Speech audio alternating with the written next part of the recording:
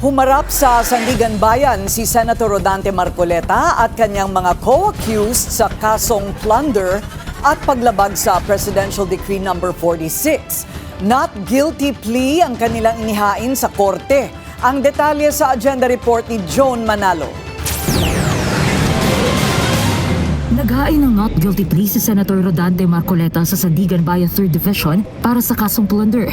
Ito ay matapos bawiin ng kampo ni Marcoleta ang motion to quash the information na naglalayon sanang ibasura ang kaso laban sa senador.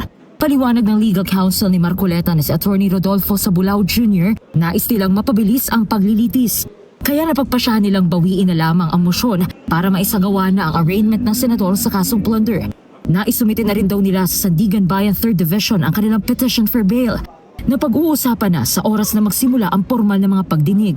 Not guilty plea rin ang inihain ni Marcoleta para sa kasong paglabag sa Presidential Decree No. 46 o ang batas na nagbabawal sa mga public official na tumanggap ng regalo at maging sa mga pribadong individual na magbigay nito. Alas 8 ng umaga dumating sa Sandigan Bayan si Marcoleta kasama ang kapwa-akusado at negosyanteng si Joseph Espiritu na naghain din ng not guilty plea sa korte. Ayon sa mga dokumento ng prosekusyon, 25 million pesos na campaign donation ang natanggap ng senador mula kay Espiritu noong January 8, 2025, dahilan para kasuhan rin ang negosyante. Kabilang ang donasyon ni Espiritu sa 75 million peso campaign donations na hindi idineklara ni Marcoleta sa kanyang SALN at SOSE. Nakatakda sa August 10 ang pre-trial ng kasong paglabag sa PD46 at plunder na nililitis sa Sandigan Bayan 3rd Division.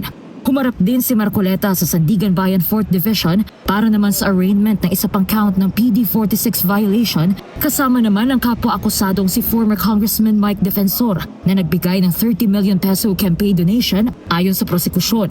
Habang papasok sa korte, may panibagong buwelta sa Defensor laban kay dating House Speaker Martin Romualdez na central figure anya sa flood control scandal ayon sa Ombudsman.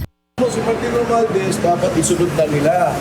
At saka si Rodante Marcoleta, sandali lang sa ospital, si Manny Bonoan, 2 buwan na. Parehong naghain ng not guilty plea sina Marcoleta at Defensor sa 4th Division. Nakatakda naman ang pre-trial ng PD46 case sa 4th Division sa August 12. Para sa agenda, Joan Manalo, Billionario News Channel. Manatiling nakatutok sa Billionario News Channel. Sumubaybay sa aming social media accounts at mag-subscribe sa aming YouTube channel para sa mga bago at eksklusibong balita.